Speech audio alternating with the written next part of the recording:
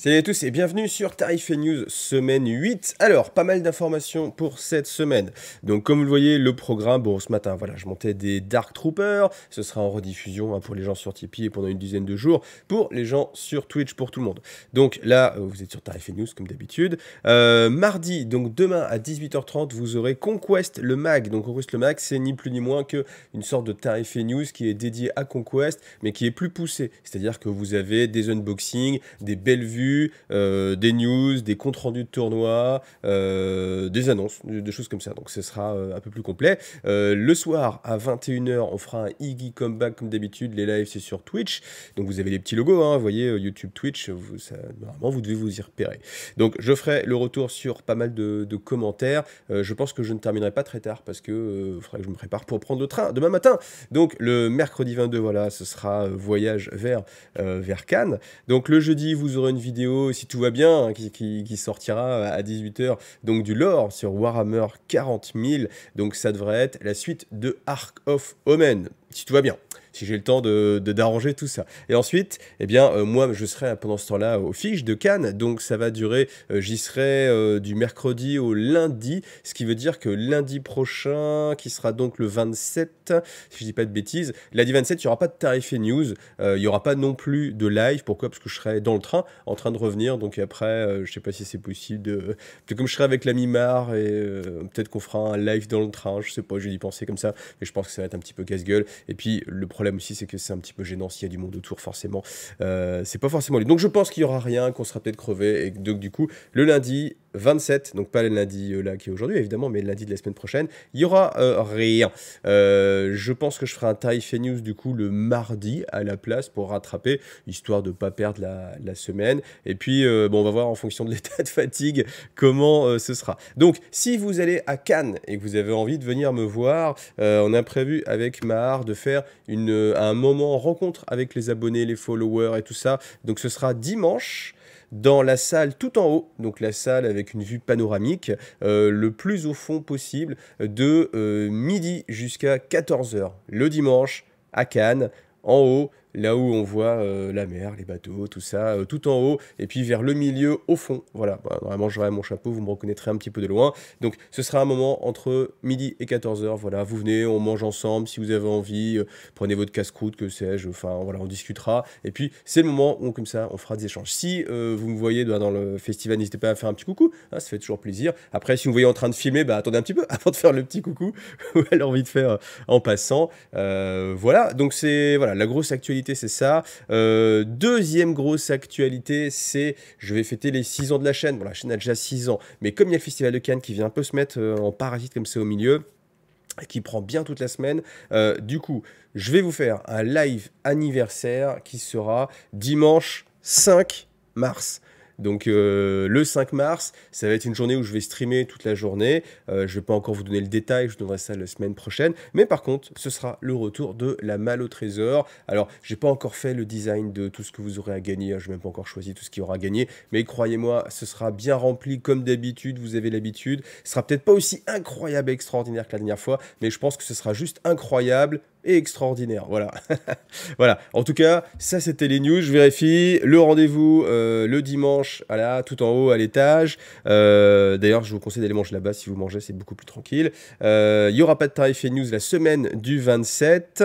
Et puis voilà. Hein, j'ai tout dit. Donc voilà. Allez, on passe aux news de chez Games Workshop. Donc cette semaine, on a la sortie de la Force Agastus. Comme d'habitude, c'est la précommande à partir de ce samedi et vous aurez la livraison le samedi de la semaine prochaine. Commencez à avoir l'habitude. Alors, je sais pas si cette Battle Force ou cette Strike Force, elle va se vendre comme des petits pains. Il faudra vraiment plonger absolument. Alors les précommandes, c'est toujours 11 h, d'accord. En France, quand vous les faites, c'est 11 h le samedi, que ce soit sur un site partenaire comme MyHobbyPlace par exemple ou le site Games Workshop, c'est à partir de 11 h. Donc je sais pas s'il faudra se jeter dessus. Il y a eu quand même un petit peu de bad buzz quand même sur ces Compensator Squad, hein. Je sais plus comment ils s'appellent en vrai, mais je me rappelle les Desolation Marines, donc ceux avec les missiles. Après, voilà, en termes de jeu, au final, on s'habitue, je pense, un petit peu à tout. Donc voilà. Je ne sais pas, j'ai pas de pronostic. Est-ce qu'elle sera en rupture ou pas?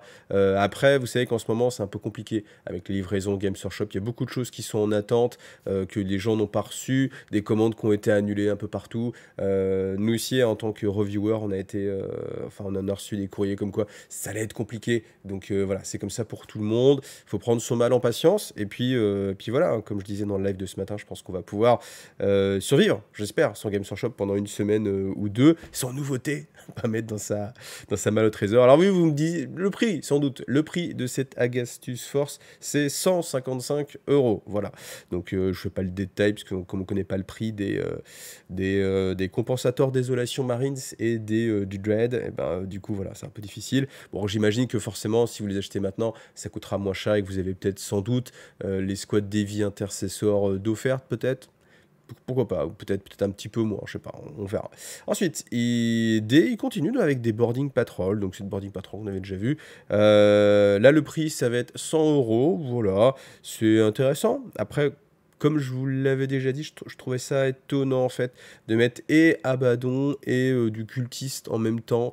Bon, après, voilà, il y a toujours moyen de racheter, de revendre nos cases, de faire un petit peu de business comme ça. Donc voilà, à vous de voir si ça vous intéresse ou pas. Et puis, Boarding Patrol, Tyrannide, et en fait, là, honnêtement, bon, c'est pareil, c'est 100 euros, deux boîtes de guerriers, et puis du Genie Stealer. Mais en fait, c'est les Genie Stealer. J'ai tellement l'habitude de voir ces Genie Stealer tout vieux depuis des années, des années, que les retrouver encore une fois là, c'est enfin, ouais, je sais pas, peut-être que ça sous-entend hein, qu'avec la V10, on aura une nouvelle version des Genie Stealer, pourquoi pas, mais que du coup ils débarrassent un petit peu les stocks, genre les guerriers, oups ça va être refait, on débarrasse un peu les stocks, on les écoule, je ne sais pas quel est le but de cette boarding patrol, mais en tout cas, voilà, bon ça peut faire un point de démarrage pour une armée tyrannide, 100 euros, 100 euros le prix est intéressant, ça c'est certain, donc bon, à vous de voir si vous avez besoin de Genie Stealer en plus, et c'est tout pour les précommandes, vous voyez c'était assez rapide cette fois-ci. Alors comme d'habitude, le résultat du sondage. Donc je vous ai posé la question, vous sentez-vous prêt à refaire une collection Hachette après la dernière? Donc sous-entendu, ne répondaient que les gens qui avaient déjà fait la collection Hachette. Et donc 64% oui et 36% non. Ce qui veut dire qu'il y a quand même pas mal de gens qui sont prêts à se relancer. Moi je me posais la question parce que forcément je me dis bah ouais mais tu commences avec les éditions Hachette, donc du coup tu fais ta collection, une fois que tu as fini ta collection, bah, tu as envie de quelque chose d'un peu plus croustillant. Mais en fait, je pense que ça correspond à toute une frange en fait, de la population des joueurs, ou des collectionneurs, ou des peintres, ou des hobbyistes, au sens plus large. Et en fait, ça leur convient d'avoir ce rythme-là, toutes les semaines, un petit fascicule à aller chercher, ou alors, si vous le prenez en abonnement, vous recevez tous les mois, comme ça, un petit package, avec un petit rendement à faire, voilà. Alors, ça va être le sujet de mon prochain sondage. Je le fais tout de suite pour une fois.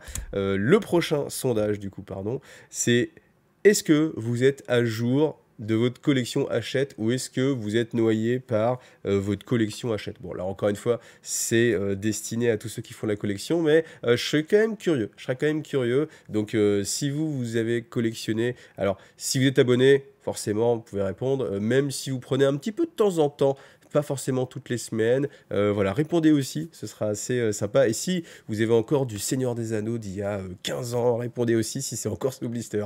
Hein, on en connaît. Alors, nouvelle figurine de la semaine, c'est pour les hommes lézards. Donc, on sent qu'il va y avoir une belle sortie pour les hommes lézards avec cette salamandre. Donc, je la trouve très réussie. En plus, la peinture là, elle est vraiment sympa. Hein.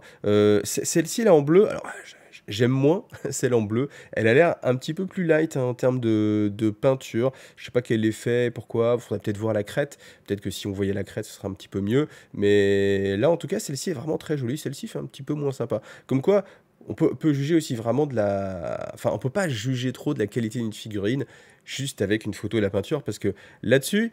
Honnêtement, quand vous regardez les deux têtes, hein, entre celle du haut et celle du bas, on a vraiment l'impression que la sculpture en bleu, elle est moins définie que la sculpture en haut, alors que l'image est plus grande, hein, malgré tout. Donc voilà, c'est étonnant, mais je pense que c'est vraiment l'effet de la peinture. Vous voyez, là, l'œil ressort beaucoup plus, les dents ressortent beaucoup plus. Là, c'est plus léger, c'est plus vite fait.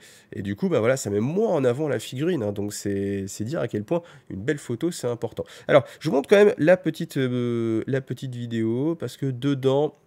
Dedans, il y a des choses intéressantes. Et hop, on passe en grand écran. Donc, c'est au niveau des décors. Vous savez, on avait déjà spoté la pyramide.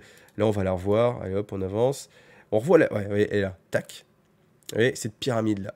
Et du coup, je me suis posé la question. Je me suis dit, est-ce que c'est vraiment une sorte de pyramide? Est-ce que c'est une bidouille à base de décors qui existent déjà? Ouais, je me suis posé la question par rapport à ce décor-là, parce qu'en fait, les marches, ça a l'air de ressembler. Et après, je me suis dit, mais peut-être qu'en fait, le dessus est coupé et mis simplement en diagonale. Et hop, ça nous fait notre pyramide. Mais bon, en y regardant de plus près, vous voyez, là, vous avez ce style un peu rayonnant. Donc, du coup, non, ce n'est pas ce décor-là. Donc, c'est quelque chose qui va sans doute sortir à un moment donné. Parce que là, on n'est pas sur de la conversion. Hein, je ne pense pas, ça a l'air assez plastique, vous voyez, hein, quand on regarde sur l'épaisseur. Donc, ça nous permet de revoir notre bébé salamandre, enfin notre belle salamandre, voilà. On va avancer un petit peu parce qu'il y a aussi une autre série de décors que peut-être vous avez aussi visionné, et ça va être l'occasion de briser vos rêves, peut-être. Je sais pas si on peut aller jusque-là. Alors, hop, on avance. Mais moi, en tout cas, quand j'ai regardé, je me suis dit, ah tiens. En fait, c'est ces arbres-là. On va attendre un petit peu, hop, là, voilà. Vous voyez, quand vous voyez ces arbres-là, je me suis dit, ah tiens, c'est quoi ces arbres-là? On les connaît pas. Et en fait... Bon, quand on y regarde bien, alors c'est pas les derniers arbres qu'ils ont sortis, là, l'espèce de forêt avec les zones, mais en fait, c'est un amalgame des anciens arbres. Vous voyez, hop, ça, c'est les anciens arbres qui étaient vendus, et on reconnaît en fait les ouvertures ici, même le type de branche, regardez bien, hop. Quand on regarde ici, je vous le remets en grand, voilà, c'est ce même type de branche. Donc tout ça, c'est de la construction. En plus, quand on voit ici, là, on voit que la peinture part un petit peu, donc c'est du polystyrène, etc. Donc pas de nouveau décor, si ce n'est ça. Vous voyez, on voit que c'est pas du polystyrène découpé, hein. Je pense que c'est vraiment du plastique. Vous voyez, quand c'est bien lisse ici, ça a l'air bien rigide. Donc à voir, je pense qu'il y aura cette pyramide. Alors mon pronostic, c'était que cette pyramide, soit elle sorte avec la sortie des Séraphons, ou soit, vu que dans Warcry, ça se passe aussi chez les Séraphons, peut-être que ce serait un élément de décor de Warcry. Étant donné que là, les 3 premières boîtes sorties de Warcry, elles sont toutes basées sur le système d'arbres avec des décors bambou. Je serais assez étonné que là, il change radicalement et qu'on parte sur une pyramide, mais après, ce serait peut-être pas étonnant, étant donné que ce serait la fin du chapitre, donc les bandes arrivent sur le vaisseau Séraphon, donc on a une pyramide Séraphon. Voilà, en tout cas, il nous reste qu'à attendre un tout petit peu pour le savoir. Encore une fois, comme à chaque fois, je voulais vraiment remercier tous ceux qui me suivent, qui m'aident sur Tipeee, parce que si la chaîne continue, c'est grâce à vous, vraiment. Donc si on peut fêter les 6 ans de la chaîne, si je vais pouvoir me permettre de faire la teuf et de manger ce gâteau, etc., c'est vraiment grâce à vous. Et donc, merci à tous ceux qui ont refait l'effort encore cette semaine. Donc merci Granou, merci Olivier, merci Anthony, merci Arto, merci Sachug et merci Graour. Merci vraiment à vous tous. Alors pour info, on est à 91% ce mois-ci, donc ça va être difficile forcément d'atteindre les 100% tous les mois, j'ai l'impression, mais je pense que de fil en aiguille, on va réussir quand même. Donc vraiment encore, merci à tous ceux qui font que la chaîne est possible, que vivre sur la chaîne soit possible pour l'instant, et tant que ça continue, c'est vraiment grâce à vous les gars. Merci à tous. Et on termine encore avec de l'homme lézard, mais cette fois-ci pour Blood Bowl. Donc, on a ces 2 petits personnages assez fun, assez sympas, avec des jolies petites couleurs. Ouais, j'aime le bleu. D'ailleurs, je suis en train de penser, ça, c'est pas mal les plumes vertes. Voilà, et toujours cette illustration, je trouve ça vraiment sympa. Qu'ils fassent à chaque fois qu'il y a des nouvelles figurines comme ça, une illustration. J'ai l'impression que l'illustration en plus, elle n'est pas, elle est pas, je sais pas, sortie d'un recueil, et c'est vraiment fait pour ça, donc c'est assez sympa. Et du coup, ça me rendrait presque un petit peu jaloux. C'est dommage qu'ils ne nous fassent pas aussi le même type d'illustration pour toutes les sorties. Ce serait assez rigolo, mais en tout cas, franchement, là encore une fois, je trouve qu'ils font un super travail sur Necromunda, par exemple, sur Blood Bowl. Le suivi qu'il y a sur ces jeux-là est vraiment super intéressant. Donc soyez contents de jouer à ces jeux-là, parce que vous avez des belles figurines qui vont sortir comme ça. Et puis, si vous jouez à Adeptus Titanicus comme moi, eh bien, vous serez content d'apprendre que un jour je ferai un rapport de bataille, voilà. Je sais pas, il n'y a rien d'autre à se mettre sous la dent, voilà. petit peu triste, mais bon, après, encore une fois, peut-être que c'est un plan sur la comète, et que Adeptus Titanicus, plus Errantica Imperialis, plus quelques petites sorties encore, on ne sait pas trop quoi, un jour, ça nous donnera Epic, la fameuse ressortie d'Epic, et là on sera tous contents avec nos titans, etc. Et puis j'en parlerai avec grand plaisir. Voilà, merci à vous tous d'avoir vu cette vidéo. Je vous rappelle que le programme va être un petit peu différent pour la semaine prochaine. Toute cette fin de semaine, je suis à Cannes, je suis en train de chercher à mettre le... Voilà, hop, tac. Donc je serai à Cannes, n'hésitez pas à venir me voir, à faire un petit coucou. Encore une fois, le dimanche, en haut à la terrasse, de midi à 14h, voilà, on essaiera de manger ensemble si vous avez envie. Et puis, pas de tarif et news la semaine prochaine. Et rendez-vous demain en live, voilà. Merci à vous tous en tout cas. Allez, à bientôt. Salut à tous.